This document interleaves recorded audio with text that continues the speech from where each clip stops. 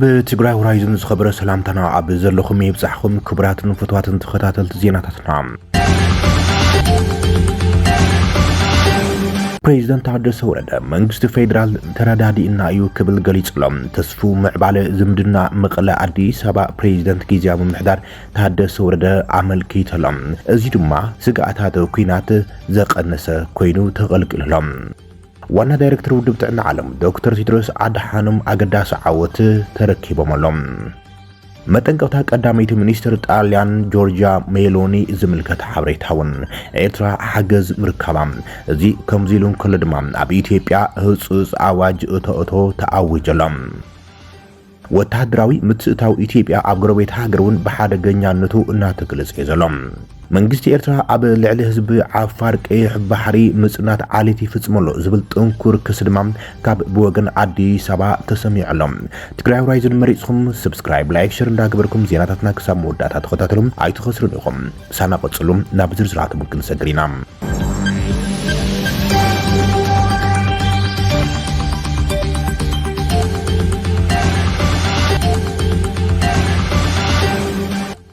ፕሬዝዳንት ታደሰ ወረደ ምስ መንግስቲ ፌደራል ተረዳዲእና ኣለና ክብል ገሊጸሎም እዚ ድማ ኣብ መንጎ አዲስ አበባን መቐለን ከም በሓዱሽ ወጥሪ እናዓረገ ኣብ ዝኸደሉ ዘሎ እዋን እቲ መግለጺ ፕሬዝዳንት ታደሰ ወረደ ንብዙሓት ተስፋታት ዝሃቡ ኮይኑ ተገልቂሎም እዚ ተስፉ ምዕባለ ዝምድና መቐለ አዲስ አበባ ድማ ፕሬዝዳንት ታደሰ ወረደ ሎማዓልቲ ካብ ቤት ጽሕፈቱም ኣብ ዝሃቦ ጋዜጣዊ መግለጺ መልኪተሎም ናብ አዲስ አበባ ዘምርሐ ጉጅለ ልኡኽ ጊዜያዊ ምምሕዳር ትግራይ ኣብ ዝተፈላለዩ ዛዕባታት ምስ ዝተፈላለዩ ናይ ፌደራል መንግስቲ አካላት ከም ዘተም እቲ ፕሬዝዳንት ገሊጸሎም እቲ ፕሬዝዳንት ኣብ ትጉዕዞ አመልኪቱ ንሚድያት ኣብ ዝሃበ ጋዜጣዊ መግለጺ እቲ ልኡኽ መንግስታዊ ሕቶታት ሒዙ ከም ዝኸደን ምስ ቀዳማይ ሚኒስትር ኢትዮጵያ አብይ አሕመድ ሚኒስትር ገንዘብ ብሔራዊ ባንኪ ከምኡን ብሔራዊ ምክክር ኮሚሽን ሚኒስትር ሃፍቲ ማይን ምስ ኤምባሲታት ዝተፈላለዩ ሃገራት ከም ዘተን ገሊጸሎም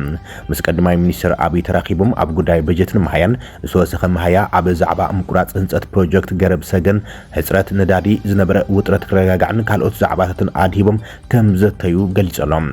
ኣብ መሃያ በጀት ደው ኢሉ ዝነበረ ህንጸት ገረብ ሰገን ክጅምር ጸገም ሕጽረት ነዳዲ ክፍታሕ ኣብ ጽቡቕ ምርዳእ ከም ዝተበጽሐም እቲ ፕሬዝዳንት ኣበሲሮሎም ብተወሳኺ ብዛዕባ ኣብ ዓፋር ዘለዉ ዕጡቓት ከም ዘተዩ ዝገለጸ ፕሬዝዳንት ታደሰ ወረደ ጉዳይ ኣብ ዓፋር ይኹን ኣብ ካልእ ዘለዉ ተጋሩም በዓላዊ ጸገም ከም ዝኾነን ብተጋሩ ዝፍታሕን ብምዃን እውን ናብ ጎንፂ ንምእታው ድልየት ከም ዘለን መንግስቲ ፌደራል ከም ዘይድግፈን መረጋገጺ ሂብና እዩ ክብል ገሊጸሎ ፕሬዝዳንት ታደሰ ኣብ ትግራይ ዘሎ ኩነታት ምፍታሕ ውሽጣዊ ጉዳያትካ ብበዓልካ ብምዝታይ እናተላዘብካ ዘላቂ መፍትሒ ንምምጻእ ከም ስራሕ ድማ እቲ ፕሬዝዳንት ተመጻቢዕሎም ብስዋኒን ልቃሕ ማሕበረሰብ ንግዲ ተጋሩውን ልዝብ ዝተገብረ ከም ዝኾነ ዝገለጸ ጀነራል ታደሰም ቅድም ኢሎም ዝተለቅሕዎ ገንዘብ ክረም ተወሳኺ ልቃሓት ክረኽቡን ኣብ ህንጸት ኣባይቲም ማኒፋክቸሪንግ ሕርሻን ካልኦትን ዝነጥፉ ክድገፉን ዕድላት ልቃሕ ክመቻቸየሎምን ኣብ ዝብሉ ካልኦትን መሰረት ገይሮም ምስ ባንክ ንግዲ ኢትዮጵያ ብሔራዊ ባንክን ድሕሪ ምዝታይ ጽቡቕ ምርዳእ ከም ዝተገብረ ኣበሲሮሎም ምስ ብሔራዊ ምክክር ኮሚሽን ኣብ ዝነበረ ልዝብኡን ኣብ ጽባሕ ኩናት ዘላ ትግራይ ብዙሓት ጸገማት ከም ዘለዋ ናይ ፍትሒ ተሓታትነት ከም ዝጠልብ ኣብ ትግራይ ዝግበር ዘተ ካብ ካልኦት ክላት ብዝተፈለየ መልክዑም ክካየድ ከም ዘለዎን ተገይሩ ብሓባር ክስራሕ ኣብ ምርዳውን በጽሒና ኣለና ኢሎም ምስ ሃገራዊ ቦርድ መረፃ ኢትዮጵያውን ሓፂር ዘተ ከም ዝተገብረን ኣብ ትግራይ መረፃ ንምክያድ ምቹው ኩነታት ኣለዶ የለን ንዝብል ተጸኒዑ ዕላዊ ምላሽ ኣብ ዝቕጽል ሰሙን ከም ዝውሃቦም ጀነራል ታደሰ ገሊጸሎም ኣብዚ ዘተሓሳስብ ኩነታት ዝርከብ ዋኒን ተመዛበልትን ዘተ ከም ዝተገብረሉን ተመዛበልቲ ናብ መረበቶም ንምምላስ ኣብ ዝካለሉ ምርዳእ ተገይሩ ውሕዝ ብዝኾነ ኣግባብ ሽኻልካ ጌርካ ብቐዳምነት ክንሰርሐሉ ዘቲና ኣለና ኢሎም ብሓፈሻ ኣብ መብዛሕቶም ዛዕባታት ጽቡቕ ምርዳእ ከም ዝተገብረሉን ሃናጻይ ዘተ ከም ዝነበረ ብምዝኻር ንሙሉእ ተግባራውነቱ ክትትልን ሓበራዊ ስራሕ ከም ዝጠልብን እዮም ፕሬዝዳንት ታደሰ ወረደ ገሊጹ ዘሎም ዋና ዳይሬክተር ውድብ ጥዕና ዓለም ዶክተር ቴድሮስ አድሓኖም አገዳሲ ዓወት ሓፊሶሎም ዶክተር ቴድሮስ አድሓኖም አገዳሲ ሽልማት ኔልሰን ማንዴላ ተቀቢሎም ዋና ዳይሬክተር ውድብ ጥዕና ዓለም ዶክተር ቴድሮስ አድሓኖም ኣብ አፍሪካን ዓለማዊ ጽላት ጥዕናን ብዝገብሮ ብሉጽ አበርክቶም ሽልማት ሓድነት አፍሪካ ኔልሰን ማንዴላ ተሸሊሞም ቁልፊ ሓቅታት ብዛዕባ እቲ ሽልማት ክንርኢ ከለና ዶክተር ቴድሮስ ብፍላይ ኣብ እዋን ለበዳ ኮቪድ-19 ብዝነበሮ ኣመራርሓን ምዕሩይነት ጥዕናን ምርጋጽ ብዝገብሮም ዘይሕለል ጻዕሪ ኣፍሉ ኣፍልጦ ተዋሂቦሎም ምስ ካልኦት ዓበይቲ መራሕቲ ንሱ ምስ ካልኦት ጸለውቲ መራሕቲ ዓለም ፕሬዚደንት ላይቤሪያ ነበር ኤለን ጆንሰን ሰርሊፍ ሓዊሱ በቲ ሽልማት ተኸቢሮሎም እቲ ሽልማት ምስ ተቐበለ እዚ ኣፍልጦ ናተይ ጥራይ ኣይኮነን እዚ ኣፍልጦ ናተይ ጥራይ ኣይኮነን ኣብ መላእ ዓለም መሰል ጥዕና ንምሕላው ለይትን መዓልትን ዝሰርሑ ዘሎም መሳርሕተይ እውን ዝምልከት ኢሎም እዚ ሽልማት እዚ መራሒ ኢትዮጵያ ኣብ ህጉርን ዓለም ለኻዊ ደረጃን ዘለዎ ዝናን ብሉጽ ኣፈጻጽማን ድማ ደጊሙ ዘረጋግጽ ኮይነሎም ዋና ዳይሬክተር ውድብ ጥዕና ዓለም ዶክተር ቴድሮስ ኣድሓኖም ኣብ ዝሕዝዋን ኣብ ከበድቲ ፈተነታት ኮይኑውን ንክልተ 4 ዓመታት ንመሪሕነቱ ብዝግባእ ብምምራሕ ኣብ ዓለም ፍትሓዊ መሰረተ ልምዓት ጥዕና ከምኡን ጥዕና ማሕበረሰብ ዓለም ንምርግጋጽ ዝገብሮ ኣበርክቶ ዝተፈላለዩ ሽልማታት ተበርኪቱሎም መጠንቀቅታ ቀዳሚት ሚኒስትር ጣልያን ቀዳሚት ሚኒስትር ኢጣልያ ጆርጆ ሜሎኒ ንሰራሕተኛታታ ኣብ ዝለኣኸቶ መልእኽቲ ልደት ዝመጽእ ፋይናንሳዊ ዓመት 2026 ከቢድ ከም ዝኸውን ብምጥንቃቕ ንርእስኹም ኣዳሉ ክትብል ኣጠንቂቓቶም እታ ቀዳሚት ሚኒስትር ኣብ ሮማ ኣብ ዝርከቦ ወግዓዊ መንበሪ ገዛ ኣብ ዝሃበቶ መግለጺ ዓሚ ንኹላትና ከቢድ ነይሩ እንተኾነ ግና ኣይትገረሙም ዝመጽእ ዓመት እውን ዝገደደ ክኸውን እዩ ኢላቶም ሜሎኒ ሰራሕተኛታታ ኣብ እዋን በዓላት ጽቡቕ ግዜ ከዕርፉ እውን ኣተሓሳሲባ ምእንቲ ንሃገር ዘድሊ ምላሽ መሃብ ድማ ክትቁጽሉ ይግብኦኩም ኢላቶም ኣብ ጽጋናታት ማሕበራዊ ድሕነት ምውሳኽ ወጻኢታት ምክልኻልን ዘተኮረ በጀት መንግስቲ ጆርጂያ ሜሎኒ ኣብ ዝሓለፈ ወርሒ ብምምሃራን ሓካይምን ሰራሕተኛታትን መጓዓዝያም ሰፊሕ ተቃውሞታት ኣድማታትን ኣስዒብዮም ቀዳሚት ሚኒስትር ኢጣልያ ዝተቃውሞ ንምምላስ እቲ ንዓመታት ዝጸንሐ ምቁራጽ በጀት ንከባቢያዊ መንግስታት ሎማ ዓመት ከም ዘይፍጸም ኣፍሊጣላ ጣልያን ንዩክሬን ገንዘባዊ ሓገዝ ክትገብረላ እንቅላም ሜሎኒ ግን ሰራዊት ጣልያን ናብ ዩክሬን ንምልኣኽ ዝኾነ መደብ ከምዘለም ደጊማ ኣረጋጊጻላን ዜጋታታ ሞስኮ ቦገና ምዕራባውያን ንዩክሬን ዝገብሮ ወተሃደራዊ ደገፍ ነቲ ኩናት ዘናዊ ሕንበር ውጽኢት ከምዘይቀይርያ ትገልጽላ ኤርትራ ሓገዝ ረኺባላ ኤርትራ ሳሕቲ ዝስማዕ ሓገዝ 32 ሚልዮን ዶላር ረኺባላ ዓለምለኻዊ ማዕከን ንሕርሻዊ ምዕባለም ምስ መሳለጥያ ዓለማዊ ከባቢ ብምዃን ኤርትራ ንእትርከበን 3 ሃገራት ክሊማዊ ለውጢ ኣብ ምምካት ዝሕግዝ ምወላ ክገብር ምዃን ተፈሊጦሎም እተን ሃገራት ኤርትራ ማላዊን ካብ ኣውስትራልያ ንምብራቕ ኣብ ኣዝዩ ምሕዱግ ማዕከል ውቅያኖስ እትርከብ ክሪባቲ እትበሃል ደሴታዊት ሃገር ኮይነን ነቶም ኣብ ገጠራት ዘን ሃገራት ዝነብሩ ህዝብታት ክሊማዊ ለውጢ ንምምካት ከባቢኦም ከልምዑን ካብ ብርሰት ክከላኸሉን ከምኡን ናብርኦም ንኸመሓይሽን ዝሕግዝ ምውላዕ እዩ ዝግበረሎም ዓለምለኻዊ ማዕከን ንሕርሻዊ ምዕባለ ካብ 15 ክሳብ 19 ታሕሳስ ኣብ ዘካይዱ መበል 70 ሓበሻዊ ጉባኤ ኣብ ዘመሓላለፎ ውሳነ 48.5 ሚልዮን ዶላር ብቐጥታ ካብኦም 80 ሚልዮን ዶላር ከዓ ካብ መሻርክትን ገንዘብ ብምስላም እዘን ሰለስተ ንክሊማዊ ለውጢ ዝያዳ ተቐላዓትየን ዝበለን ሃገራት ክድግፍ ወሲኑ ዘሎ እዚ ማዕከን ኣብ ትሕቲ ሕቡራት ሃገራት ዝሰርሕ ኤጀንሲ ኮይኖም ምወላ ብምውህላል ድኽነት ንምንካይ ውሕስነት መግቢ ከም ዝህሉ ንምግባር ኣብ ገጠራት ምወላ ዝገብር ትካል እዮም እዚ ኣብ 1978 ኣብ ትሕቲ ጽላል ሕቡራት ሃገራት ኮይኖም ስመስረቶም እዚ ዓለምለኻዊ ትካል ኣብተን ኣብ ምዕባል ዝርከቡ ሃገራት ዝውዕል ትሑት ወለድ ዘለዎም ልዕሊ 25 ቢልዮን ዶላር ምወላታት ከም ዝገብረም መዛግብቲ የመላኽቱ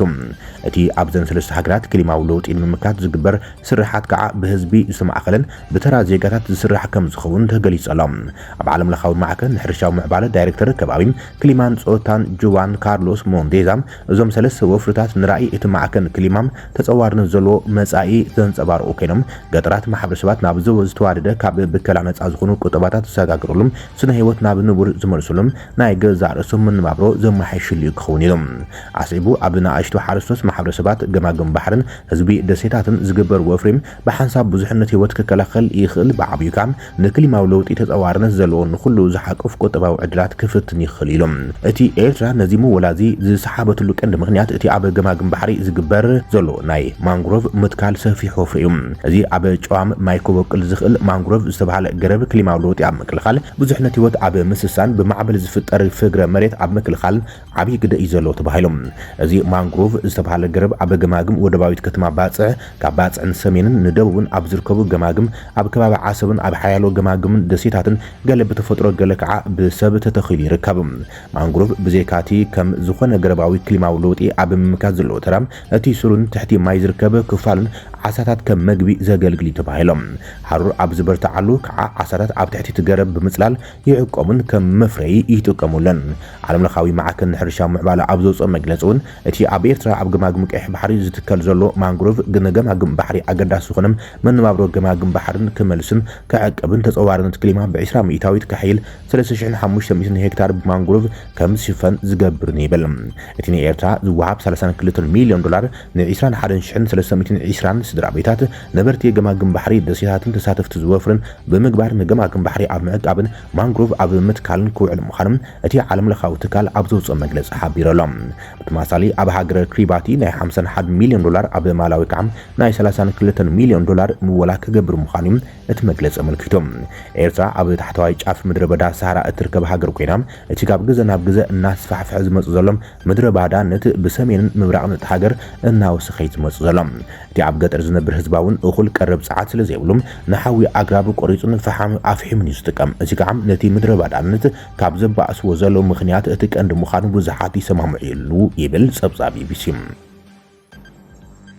ኣብ ኢትዮጵያ ኣዋጅ ህጹጽ እዋን እቶ ተኣውጀሎም። ኣብ ክልል ጋምቤላ ብዘጋጠመ ምፍራስ ጸጥታ ስዒቡ መንግስቲ ክልል ካብ 15 ታሕሳስ 2018 ጀሚሩ ተግባራዊ ዝኾነ ኣዋጅ ህጹጽ እዋን እቶ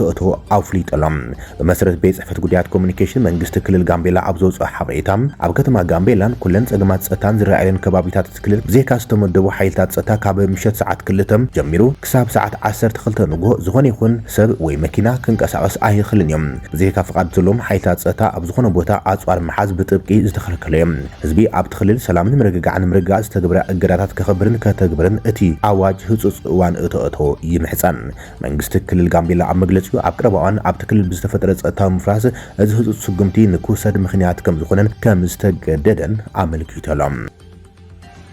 ወታደራዊ ምትእታው ኢትዮጵያ ኣብ ጎረቤት ሃገር መንግስቲ ሱዳን ኢትዮጵያ ኣብ ኩናት ሱዳን ወታደራዊ ምትእታዋት ከም ዝገበረት ዘረጋግጽ ሓበሬታ ኣልሒኹሎም። ምስራዊ ሱዳን ቅርበ ዘሎ ምንጭታት ሓበሬታ ኣብ ኢትዮጵያ ንሓይልታት RSF መደበር ተዓሊም ኣሎ ዝብል ወረም ቁም ነገር ዘሎ ምዃኑ ኣረጋጊጸሎም። እዚ ጸብጸባት ኣብ መንጎ ፖርት ሱዳንን ኣዲስ ኣበባን ዘሎ ወጥሪም እናዓበየ ይኸይድ ኣብ ዘለሉ እዋን ይወፅኦም። ብዛዕባ እቲ ኣብ ቤንሻንጉል ጉሙዝ ዝርከብ ወታደራዊ ማዓስከር RSF ሕቶ ዘቕረቡ ወታደራዊ ምንጭታት ሰራዊት RSF ንምድላል ካብቶም ብታሪኽ ዝተገለሉ ማሕበረሰባትን በርታን ቤጃን ዝበሃሉ ማሕበረሰባት ሱዳን ኣብ ምብራቃዊ ሱዳን ዝርከቡ ናብ ደቡብ ኢትዮጵያ ዝቐረቡ ማሕበረሰባት ዕጡቃት ብምልማል ዝተገብሩ ፈተነታት እውን ጠቂሶሎም። በዚ ድማ ኣብ ኢትዮጵያ መደበር ዕጡቃት RSF ምቋም ብፕረስ ዝኹንን ምንጭታት መንግስቲ ሱዳን ንኣዲስ ኣበባ ኣብ ውሽጣዊ ጉዳያት ሱዳን ዝኾነ ይኹን ምትእታው ከይትገብር ከጠንቅቁ ተራእዮም ኣለዉ ይብል ጸብጻብ ኣፍሪካን ሪፖርት። መንግስቲ ኤርትራ ኣብ ልዕሊ ህዝቢ ዓፋር ቀይሕ ባሕሪ ምጽናት ዓሌት ይፍጽመሎ ክብል ዲሞክራሲያዊ ውድብ ቀይሕ ባሕሪ ዓፋር ከሲሶም። መንግስቲ ኤርትራ ኣብ ልዕሊ ህዝቢ ዓፋር ቀይሕ ባሕሪ ምጽናት ዓሌትን ገሰት ሰብኣዊ መሰላትን ይፍጽም ከም ዘሎም ኣቦ ወንበር ውድብ ዲሞክራሲ ዓፋር ቀይሕ ባሕሪ ኢብራሂም ሃሩን ገሊጾሎም። ኣቦ ወንበር እቲ ምንቅስቃስ ኣብ ዝሃቦ መግለጺ መንግስቲ ኤርትራ ኣብ ልዕሊ ህዝቢ ዓፋር ካብ ፍርዲ ወጻኢ ቅትለት ምጽናት ዓሌት ማእሰርትን ስቃያትን ጉዱድ ወተሃደራዊ ምልመላን ጉዱድ ምምዝባልን የካይድ ከም ዘሎ ሓቢሮሎም። ህዝቢ ዓፋር ቀይሕ ባሕሪ ሃይማኖታዊ ነጻነቱ ክጥቀምን ቋንቋ ከይምሃርን ጸብጢ ይግበረሉ ከም ዘሎ መልኪቶም ኣብ ቀይሕ ባሕሪ ዓሳ ከይገፉ እንተላይ ካብ ምግፋፍ ዓሳ ተኣጊዶም ምህላሙን እቲ መግለጽ የብርሆም። ህዝቢ ዓፋር ካብ ከተማ ዓሰብን ካልኦት ከባቢታትን ተመዛቢሉ ካብ ቁጠባዊ ምንቅስቃስ ተገሊሉም ተሳቂዩ ተጨውን ኣብ ምስጢራዊ ቦታታት ተኣሲሩን ነዊሕ ዓመታት ከም ጸንሐውን ኣመልኪቶሎም እቲ ኣብ ኣዲስ ኣበባ ዝተዋሃበ መግለጽ እዩ። መንግስቲ ኤርትራ መራሕቲ ሃይማኖትን ሽማግለታትን ብምቕታል ገሰት ሰብኣዊ መሰላት ይፍጽም ከም ዘለውን እቲ ኣቦ መንበር ከሲሶሎም። መንግስቲ ኤርትራ ኣብ ቀይሕ ባሕሪ ኣብ ልዕሊ ህዝቢ ዓፋር ዝፍጽሞ ዘሎ ገሰት ሰብኣዊ መሰላት ብዝምልከት ናብ ኮሚሽን ሰብኣዊ መሰላት ኣፍሪቃ ጥራዓን ከም ዘቕረበውን ምንቅስቃስ ውድብ ቀይሕ ባሕሪ ዓፋር ኣመልኪቶሎም። እቲ ሕቶ ብኮሚሽን ተቐባልነት ከም ዝረኸበን መንግስቲ ኤርትራ ኣብ ውሽጢ 60 መዓልታት መልሲ ክህብ ከም ዝተሓተተን እዩ ሓቢሩ ዘሎ። ማሕበረሰብ ዓለም ብመንግስቲ ኤርትራ ኣብ ልዕሊ ህዝቢ ዓፋር ዝፍጸም ዘሎ ገሰት ሰብኣዊ መሰላት ክኾንን ድማ እቲ መራሒ ኢብራሂም ሃሩን ጻውዒት ኣቕሪቦሎም። ኣብዚ ክሲ መሰረት ብምግባር ብወገን መንግስቲ ኤርትራ ዝውሃብ ግብረ መልሲ ዛጊድ ኣይተሰምዕን እዩ ዘሎ።